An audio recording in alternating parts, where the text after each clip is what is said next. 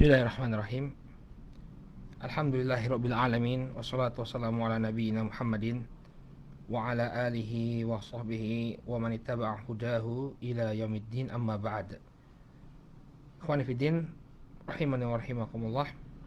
Alhamdulillah, puji dan syukur kita panjatkan kepada Allah Subhanahu wa taala atas segala nikmat yang telah Allah Subhanahu wa taala anugerahkan kepada kita semua, sehingga di malam hari ini kembali kita dipertemukan oleh Allah Subhanahu wa taala untuk melanjutkan kajian kita membahas sirah dari para khulafa ar-rasyidin radhiyallahu taala anhu. Saudaraku kaum muslimin yang dimuliakan Allah Subhanahu wa taala, kita masih bahas bagaimana sirah atau perjalanan hidup dari sahabat yang mulia Abu Bakar As-Siddiq radhiyallahu taala anhu. Pada pertemuan yang terakhir kita telah jelaskan bahwa Abu Bakar Siddiq menjadi satu-satunya sahabat yang memahami bahwa kematian dari Rasul SAW telah dekat. Demikian juga ketika Rasul SAW wafat, Abu Bakar adalah orang yang bersikap tenang. Beliau bisa bersikap tenang ketika Rasul SAW wafat, bahkan kemudian beliau yang mengingatkan atau membimbing para sahabat bahwa Nabi SAW adalah manusia biasa, di mana ketika Allah Subhanahu wa taala menghendaki, maka beliau pun akan meninggalkan dunia ini. Kemudian saudaraku kaum muslimin yang dimuliakan Allah Subhanahu wa taala, setelah Rasul sallallahu alaihi wasallam wafat, maka sebagian kaum Ansor mereka berkumpul di Sakifah Bani Sa'idah. Jadi waktu Nabi sallallahu alaihi wasallam mulai jenazah beliau diurus oleh karib kerabat beliau, di antaranya oleh Abbas bin Abdul Muttalib, demikian juga oleh Ali bin Abi Thalib radhiyallahu anhu, yang mereka ini adalah karib kerabatnya Rasul sallallahu alaihi wasallam. Maka sebagian para sahabat dari kalangan Ansar mereka berkumpul di Sakifah Bani Sa'idah. Sakifah ini adalah tempat berkumpul ya. Kalau bahasa kita sekarang ini dia semacam auditorium. Ya, tempat pertemuan. Jadi mereka berkumpul di Sakifah Bani Sa'idah untuk membicarakan tentang kepemimpinan pasca wafatnya Rasul sallallahu alaihi wasallam. Nah, ini menunjukkan kepada kita bahwa masalah kepemimpinan ini adalah masalah yang cukup urgen, cukup penting. Ya, kenapa? Karena waktu Nabi sallallahu alaihi wasallam belum selesai jenazahnya Nabi alaihi salatu wasallam diselenggarakan, dikebumikan, ya para sahabat sudah berbicara tentang kepemimpinan. Ya, ini menunjukkan masalah kepemimpinan ini sangatlah penting. Ya, kepemimpinan ini sangatlah penting. Makanya para ulama ketika kita mendapati ya kita punya pemimpin tapi pemimpinnya itu zalim, ya, tapi dia muslim tapi zalim, maka kita tetap diperintahkan untuk taat. Selama dia tidak memerintahkan kita untuk melakukan kemaksiatan, ya kita hendaknya taat, karena memang masalah kepemimpinan ini sangatlah penting. Ketika tidak ada pemimpin, maka yang terjadi adalah kekacauan. Oleh karena itulah di antara perkara yang pertama yang dibahas oleh para sahabat ridwanullah alaihim ajmain pasca wafatnya Nabi sallallahu alaihi wasallam adalah siapa yang akan menjadi pemimpin mereka menggantikan Rasul sallallahu alaihi wasallam. Nah, ketika orang-orang Ansar ini berkumpul di Sakifah Bani Sa'idah, ya, Bani Sa'idah, ya, mereka masing-masing mengeluarkan argumen, ya, mengeluarkan argumen yang kemudian ya, sebagian di antara mereka mengatakan bahwa hendaknya orang-orang Ansar inilah yang menjadi pemimpin, yang menjadi khalifah pasca wafatnya Rasul sallallahu alaihi wasallam. Ya, karena sebagian di antara mereka ya mengatakan bahwa Ansar ini memiliki keutamaan. Nabi sallallahu alaihi wasallam dan para sahabat Muhajirin, mereka ini adalah orang-orang yang terusir dari negeri-negeri mereka. Maka kemudian siapa yang memberikan pertolongan kepada mereka? Jawabannya tidak lain dan tidak bukan adalah kaum Ansar. Maka Ansar memiliki kedudukan menurut mereka dan layak untuk menjadi pemimpin kaum muslimin pasca wafatnya Rasul alaihi salatu wassalam. Adapun pendapat yang lain, ya, sebagian di antara mereka ya mengatakan bahwa hendaknya dibuat pemimpin masing-masing. Ada pemimpin dari kalangan Ansar, ada pemimpin dari kalangan Al-Muhajirin. Ya, ada pemimpin dari kalangan Ansar dan ada pemimpin dari kalangan Al-Muhajirin. Maka kemudian terdengarlah berita ini di tengah-tengah Abu Bakar dan Umar. Maka kemudian Abu Bakar dan Umar serta sebagian kaum Muhajirin ya mendatangi orang-orang Ansor yang sedang berada di Sakifah Bani Sa'idah. Nah, ini perlu kita luruskan ya, banyak periwayatan yang tidak benar dalam kisah tentang apa yang terjadi dalam Sakifah Bani Sa'idah ini. Ya, ada yang menyebutkan bahwa Sa'ad bin Ubadah ini sangat menginginkan kepemimpinan, sehingga dia tidak menginginkan siapapun yang menjadi pemimpin kecuali dirinya. Maka ini tidak benar ya. Banyak ulama yang telah membantah kisah-kisah yang tidak benar berkenaan dengan kejadian yang ada di Sakifah Bani Sa'idah. Namun yang diriwayatkan oleh Al-Imam Ahmad, dengan juga demikian juga dalam Sahih Al-Bukhari disebutkan bahwa ketika itu Abu Bakar, Umar dan beberapa orang sahabat, ya ada Abu Ubaidah bin Jarrah juga, mereka mendatangi orang-orang Ansar yang sedang membicarakan kepemimpinan pasca wafatnya Nabi SAW. Kemudian di saat itu Rasul SAW mengingatkan Sa'ad bin Ubadah dengan sabda Rasul SAW tentang kepemimpinan Quraisy. Ya, kita bisa melihat ya bahwa wa in tanaza'tum fi syai'in farudduhu ila Allahi wa Rasul. Kalau kalian berbeda pendapat, kalau kalian berselisih tentang sesuatu, maka kembalikanlah kepada Allah dan Rasulnya. Nah, ini suatu prinsip yang telah tertanam pada benak para sahabat, sehingga begitu diingatkan dengan sebuah hadis, mereka langsung ya mengatakan sami'na wa ta'na. Kami mendengar dan kami taat. Maka ketika muncul perselisihan tentang siapa yang layak untuk dijadikan pemimpin di tengah-tengah kaum muslimin pasca wafatnya Nabi SAW, Abu Bakar mengingatkan Sa'ad bin Ubadah radhiyallahu anhu. Ya, Sa'ad bin Ubadah ini adalah pemukanya Khazraj. Ya, salah satu kabilah besar dari dari kaum muslimin Al-Ansar, ada Aus, ada Khazraj. Nah, Sa'ad bin Ubadah ini adalah pemimpinnya Khazraj, dan beliau ketika itu ya diajukan untuk menjadi pemimpin orang-orang Ansar. Maka kemudian Abu Bakar As-Siddiq mengingatkan kepada Sa'ad bin Ubadah, "Walaqad alimta ya Sa'ad, anna Rasulullah sallallahu alaihi wasallam qala wa anta qa'id, Quraisyun wulatu hadzal amr, fabarrun nasi taba'un li barrihim, wa fajiruhum taba'un li fajirihim." Wahai Sa'ad, sesungguhnya Rasul sallallahu alaihi wasallam telah mengatakan dalam keadaan engkau duduk, artinya engkau berada di sana. Artinya engkau pernah mendengar bahwa Rasul sallallahu alaihi wasallam telah mengatakan di hadapan kita, Quraisyun wulatu hadzal amr. Sesungguhnya Quraisy inilah yang berhak untuk menjadi pemimpin. Fabarrun nasi taba'un li barrihim. Maka orang yang baik akan mengikuti kebaikan Quraisy. Artinya, kalau yang menjadi pemimpin itu adalah orang yang baik dari kalangan orang-orang Quraisy, maka orang-orang yang baik akan mengikutinya. Wa fajiruhum tabaun li fajirihim, dan orang-orang yang buruk akan mengikuti kejelekan Quraisy. Ya, apa yang disampaikan oleh Rasulullah SAW ini maksudnya adalah siapapun itu yang berhak untuk menjadi pemimpin adalah orang Quraisy. Walaupun dia adalah orang yang baik ataupun dia adalah orang yang memiliki kekurangan, namun yang berhak untuk menjadi pemimpin adalah Quraisy. Ya, yang berhak untuk menjadi khalifah adalah orang Quraisy. Faqala lahu Sa'dun, maka kemudian Sa'ad bin Ubadah mengatakan kepada Abu Bakar, "Shadaqta, nahnul wuzara wa antumul umara." Kami ini adalah wazir. Wazir itu menteri-menteri. Adapun pemimpinnya adalah kalian. Kalian adalah amirnya. Ya. Jadi pemimpin itu adalah orang-orang Quraisy.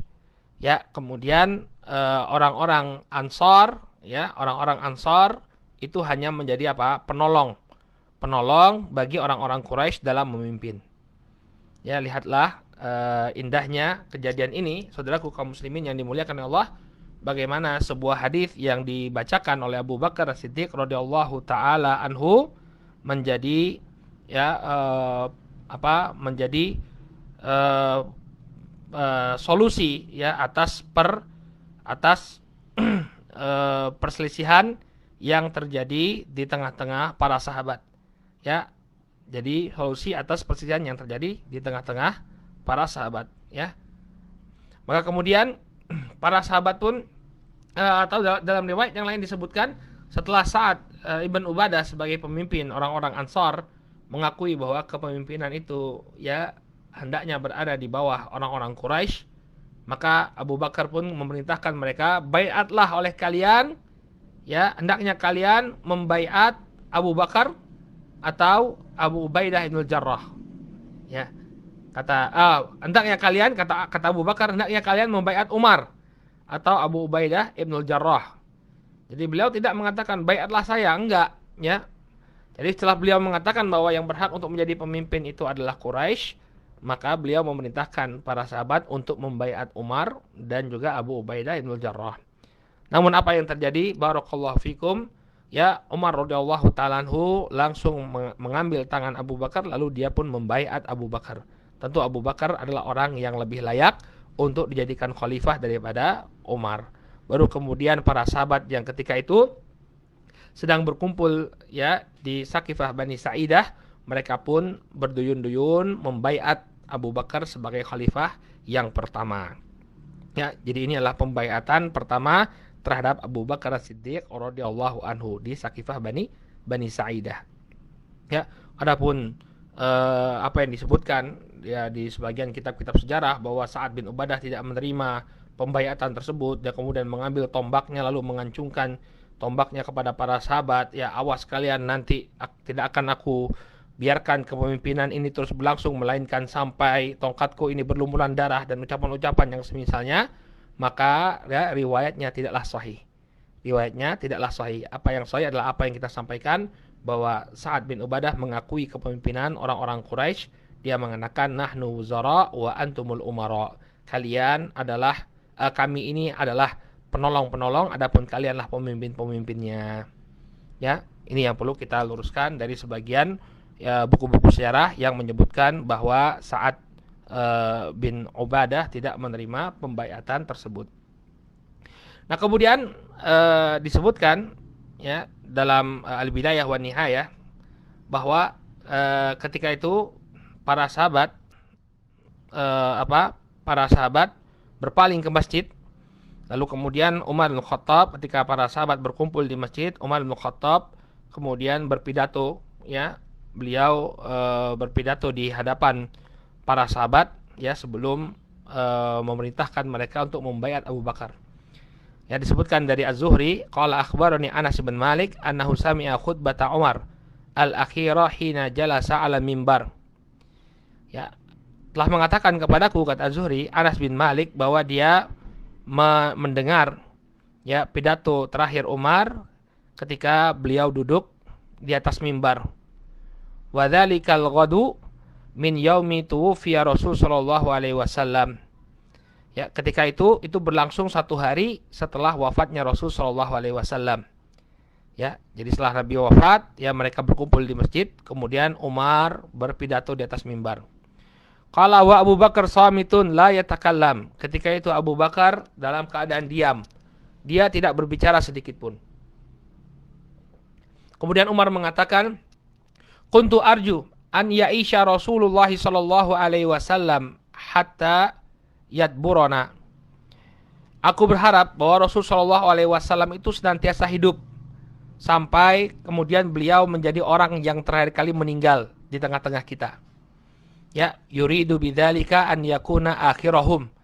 Yang diinginkan oleh Umar bahwa Rasulullah itu menjadi orang yang terakhir meninggal di tengah-tengah mereka. Fa in yakum Muhammadun qad mat, fa innallaha qad ja'ala baina adhhurikum nuran tahtaduna bihi. Hadallahu Muhammadan sallallahu alaihi wasallam. Namun kini, kata beliau, Muhammad telah meninggal dunia. Muhammad alaihi salatu wasallam telah meninggal dunia. Maka Allah Subhanahu wa taala sesungguhnya telah menjadikan ya di tengah-tengah kalian adanya cahaya yang kalian pakai untuk sebagai petunjuk. Ya, yang Allah Subhanahu wa taala telah jadikan petunjuk bagi Muhammad sallallahu alaihi wasallam. Jadi Nabi sallallahu alaihi wasallam telah meninggalkan Al-Qur'an dan As-Sunnahnya. Maka tidak ada alasan bagi seseorang untuk kemudian tersesat, karena Nabi sallallahu alaihi wasallam wafat, tapi beliau telah meninggalkan. Allah Subhanahu wa taala telah meninggalkan ya sepeninggal Nabi sallallahu alaihi wasallam itu cahaya yang dipakai untuk kita selalu ya mendapatkan petunjuk. Kemudian kata Umar radhiyallahu taala anhu, wa inna Abu Bakar sahiba Rasulillah sallallahu alaihi wasallam wa thani itsnain wa innahu aulal muslimin bi umurikum. Kemudian Abu Bakar pun menyebutkan, Umar radhiyallahu anhu menyebutkan kebaikan-kebaikan atau keutamaan-keutamaan apa saja yang ada pada sosok Abu Bakar. Kata beliau, fa inna Abu Bakar sahiba Rasulillah sallallahu alaihi wasallam. Maka sesungguhnya Abu Bakar ini adalah sahabat terdekatnya Rasulullah sallallahu alaihi wasallam. Demikian juga wathani itsnaini. Demikian juga beliau adalah orang yang kedua dari dua orang yang berada dalam gua. Ini keutamaan yang sangat besar. Ketika jiwa Rasul sallallahu alaihi wasallam terancam, ya karena diincar nyawa beliau oleh orang-orang Quraisy, maka yang menjaga Rasul sallallahu alaihi wasallam atau yang menemani Rasul sallallahu alaihi wasallam ketika itu adalah Abu Bakar. Qala wa innahu aulal muslimina ya bi amrikum au bi umurikum. Dan beliau ini adalah orang yang paling pantas untuk memimpin segala urusan kalian. Faqaddimu fabayi'uhu. Maka kemudian Umar bin Khattab mengatakan kepada kaum muslimin, maka menghadaplah kalian kepada dia, ya, kepada Abu Bakar, fabayi'uhu, dan baiatlah dia. Ya. Wa kana ta'ifatun qad baya'uhu qabla dzalika fi Saqifah Bani Sa'idah. Ya, dan sebelumnya sekelompok orang telah membaiat membaiat Abu Bakar As-Siddiq radhiyallahu anhu sebelumnya di Saqifah Bani Sa'idah. Ya, wa kanat bai'atul amah ala mimbar. Maka kemudian terjadilah baiat secara umum di atas mimbar. Ya, jadi ada dua kali baiat. Ada baiat yang pertama yang terjadi di Saqifah Bani Sa'idah. Ya, yang ketika itu orang-orang Ansar berkumpul di sana membicarakan tentang kepemimpinan. Maka kemudian Abu Bakar dibaiat. Lalu yang kedua, ya, ini juga terjadi baiat kepada Rasul sallallahu alaihi wasallam, ya, didahului dengan pidatonya Umar, ya, didahului dengan khutbahnya Umar radhiyallahu anhu yang menunjukkan kepada kaum muslimin tentang keutamaan Abu Bakar As-Siddiq radhiyallahu anhu. Kemudian kaum muslimin pun membaiat Abu Bakar As-Siddiq. Kemudian Abu Bakar As-Siddiq ya berkhutbah di hadapan manusia setelah beliau dibaiat sebagai khalifah yang pertama, sebagai pemimpin kaum muslimin yang pertama pasca wafatnya Rasul sallallahu alaihi wasallam. Beliau berkhutbah di hadapan mereka. Nah, ini perhatikan, ini khutbahnya luar biasa ya. Makna yang terdapat di dalam khutbahnya Abu Bakar As-Siddiq radhiyallahu taala anhu ini luar biasa. Qala amma ba'd ayyuhan nas fa inni qad wulitu alaikum walastu bi khairikum. Amma ba'd. Ya, sekalian manusia, wahai sekalian manusia, sesungguhnya aku telah dipilih sebagai pemimpin kalian. Walastu bi khairikum, dan aku bukanlah orang yang terbaik di tengah-tengah kalian. Ya, lihatlah ini ketawaduan Abu Bakar As-Siddiq. Padahal beliau jelas beliau adalah orang yang terbaik pasca Rasul sallallahu alaihi wasallam. Ya, dan para nabi. Ya, kita telah jelaskan dalil-dalilnya ya di beberapa pertemuan yang lalu tentang keutamaan Abu Bakar. Bahkan para sahabat ya, ketika Rasul sallallahu alaihi wasallam masih hidup pun mereka menganggap bahwa Abu Bakar As-Siddiq adalah sahabat atau manusia yang terbaik.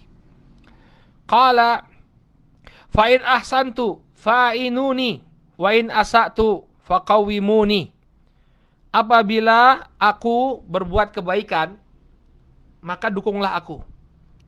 Ya, ini hakikat seorang pemimpin yang sejati ya. Dia tidak meminta dibantu atau didukung secara mutlak. Kalau saya berbuat baik, maka dukunglah. Ya. Wa in asa'tu faqawwimuni. Kalau aku berbuat buruk, maka luruskanlah. Unzuru barakallahu fikum, ya. Bagaimana kepemimpinan yang benar. Kepemimpinan yang dicontohkan oleh generasi terbaik umat ini. Ya, Abu Bakar As-Siddiq mengatakan, kalau saya melakukan kebenaran, maka dukunglah saya. Ya, tapi kalau saya berbuat keburukan, maka luruskan. Ya, jangan gengsi-gengsi, jangan malu-malu untuk memberikan teguran kepada saya. Ya. Kemudian kata beliau, as-sidqu amanah wal kadhibu khiyanah. kejujuran adalah amanah, sementara dusta adalah pengkhianatan. Qala wad-dha'ifu fikum indi qawi hatta ya urajji'u alaihi haqqah. Maka orang yang lemah di sisi kalian itu adalah orang yang kuat di sisiku, hingga aku bisa mengembalikan haknya insyaallah. Ya, jadi jangan kalian kemudian melihat ada orang yang lemah lalu kalian ingin mendoliminya. Ya, di sisiku orang yang lemah ini akan menjadi orang yang kuat. Kalau memang ada yang mengambil haknya, maka aku akan ambil kembali hak tersebut. Masya Allah. Ya, ini adalah kepemimpinan yang luar biasa dari sahabat Abu Bakar Siddiq radhiyallahu taala anhu. Ya, jadi jangan macam-macam kalian. Kalau ada orang yang lemah, jangan kalian zalimi, karena sesungguhnya aku sebagai pemimpin ya akan senantiasa memberikan pertolongan kepadanya. Qala wal qawiyyu fikum dha'ifun indi hatta akhudhal haq minhu insyaallah. Ya. Sebaliknya orang yang kuat di tengah-tengah kalian, ya, dia adalah orang yang lemah di sisiku. Sampai kemudian aku bisa mengambil hak orang lain yang dia ambil insyaallah. Jadi bagi orang yang merasa kuat, ya, di tengah-tengah masyarakat, orang yang merasa kuat di tengah-tengah manusia, ya jangan merasa aman, ya, dari kepemimpinanku, kata Abu Bakar. Karena sesungguhnya, orang-orang yang kuat ini akan menjadi orang-orang yang lemah di sisi Abu Bakar Siddiq radhiyallahu anhu. Kalau mereka melakukan kezaliman, maka Abu Bakar As-Siddiq akan menghukum mereka. Kalau mereka mengambil hak orang lain, maka Abu Bakar Siddiqlah yang akan mengembalikan hak tersebut kepada orang yang dizalimi. Masya Allah. Ya, demikian yang diucapkan oleh Abu Bakar Siddiq radhiyallahu anhu. Kemudian beliau mengatakan, la yad'u qaumun al-jihada fi sabilillah illa khadalahu Allahu bidzul. Kemudian beliau mengatakan, la yad'u, tidaklah suatu kaum meninggalkan jihad di jalan Allah Subhanahu wa taala kecuali Allah Subhanahu wa taala akan timpakan kehinaan kepada mereka. Ya. Jadi yang kalau jihad ya sudah digariskan diperintahkan adanya jihad, kemudian ada yang meninggalkan, maka dia akan mendapatkan kehinaan di sisi Allah Subhanahu wa taala. Makanya Abu Bakar ketika Rasul sallallahu alaihi wasallam wafat, ya, telah kita sebutkan bahwa sebelum Rasul sallallahu alaihi wasallam wafat, beliau mewasiatkan agar pasukannya Usamah bin Zaid ya dikirimkan ke medan pertempuran untuk menghadapi pasukan Romawi. Maka ketika Abu Bakar menjadi khalifah, ya kembali pasukan Zaid ini ke kota Madinah. Maka beliau pun tetap memerintahkan Usamah bin Zaid, pasukannya Usamah bin Zaid untuk tetap berangkat. Ya, kenapa? Karena ini adalah wasiatnya Rasul sallallahu alaihi wasallam. Beliau tidak ingin meninggalkan ya jihad di jalan Allah yang telah ditetapkan oleh Rasul sallallahu alaihi wasallam. Qala wala tashi'ul fahishatu fi qaumin illa ammahumullahu bil bala. Dan tidaklah ada kekejian yang tersebar di tengah-tengah suatu kaum kecuali Allah Subhanahu wa taala ya menimpakan adabnya secara keseluruhan. Illa ammahumullahu bil bala. Melainkan Allah Subhanahu wa taala akan ya menimpakan kepada kaum tersebut ya bala yang menyeluruh. Jadi beliau mengingatkan ya, marilah kita jaga bersama masyarakat kita. Jangan kemudian kita membiarkan terjadinya kemaksiatan. Jangan kita membiarkan terjadinya perbuatan keji. Ya, karena sesungguhnya apabila Allah Subhanahu wa taala menginginkan ya, maka yang diadab, yang terkena bala itu bukan hanya orang yang melakukan maksiatnya saja. Namun ya juga orang-orang yang membiarkan maksiat tersebut ya tersebar di tengah-tengah masyarakat. Ya, fattaqu fitnatan la tusibanna alladziina kafaru ya. Fattaqu fitnatan la tusibanna alladziina dzalamu minkum khassah. Ya, kata Allah Subhanahu wa taala, ya, takutlah kalian kepada azab yang bukan hanya menimpa orang-orang zalim saja di tengah-tengah kalian. Jadi kalau ada perbuatan fahisyah, ada perbuatan keji yang dibiarkan terjadi di tengah-tengah masyarakat, maka balanya itu akan menyeluruh. Qala ati'uni ma ata'tullaha wa rasulah. Taatilah aku selama aku taat kepada Allah dan Rasulnya. Masya Allah ya. Ini harusnya seorang pemimpin.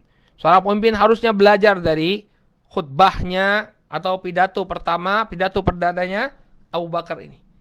Ya, bahwa dia tidaklah memiliki ketaatan yang mutlak. Ati'uni ma ata'tullah wa rasulah.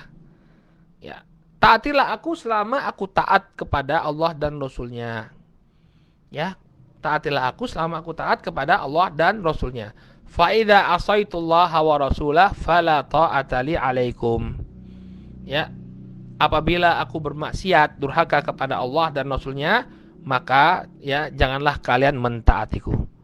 Maka janganlah kalian mentaatiku. Jadi ketaatan kepada pemimpin itu sesuai dengan ketaatan kepada Allah dan Rasulnya. Kata Allah Subhanahu wa taala, "Atiullaha wa atiur rasul wa ulil amri minkum." Taatlah kalian kepada Allah, taatlah kalian kepada Rasul dan para pemimpin di tengah-tengah kalian. Ya, dalam ayat ini dibedakan taat kepada Allah, taat kepada Rasul, ya, dikatakan atiullah wa atiur rasul. Adapun ulil amri tidak dikatakan wa atiu ulil amri wa ulil amri minkum. Demikian saja. Ya, artinya apa? Taat kepada Allah inilah taat mutlaqah. Taat kepada Nabi alaihi salatu wasallam demikian juga merupakan taat mutlaqah.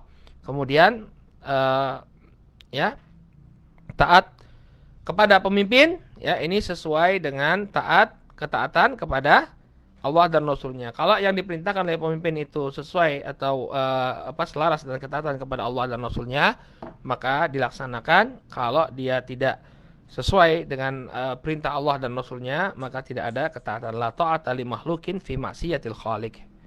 Kemudian karena waktu itu telah tiba waktu salat, beliau mengatakan kumu ila salatikum yarhamukumullah. Ya. Kata beliau radhiyallahu anhu, ya, maka bangkitlah kalian untuk melaksanakan salat. Semoga Allah Subhanahu wa taala merahmati kalian. Demikianlah saudaraku kaum muslimin yang dimuliakan Allah Subhanahu wa taala,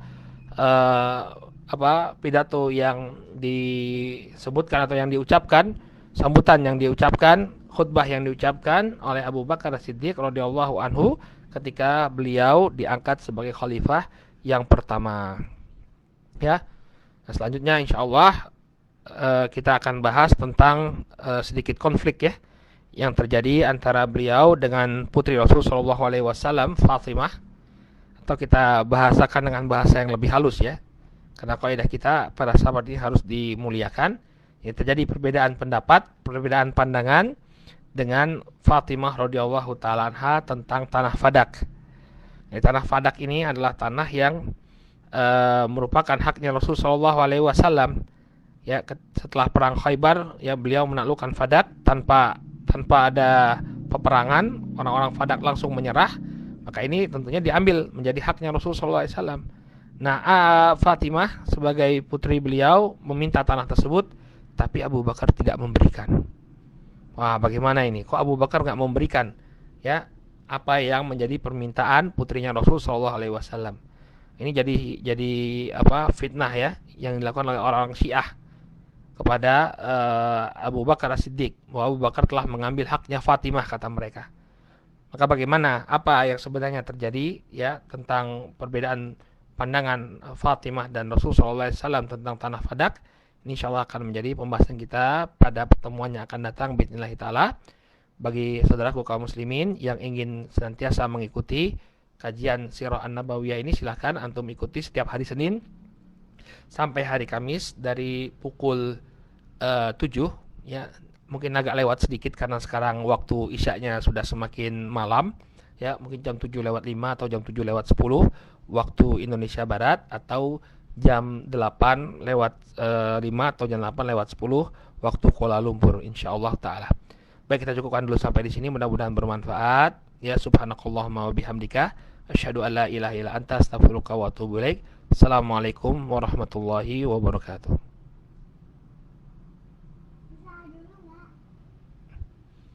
Iya ya, mau tidur.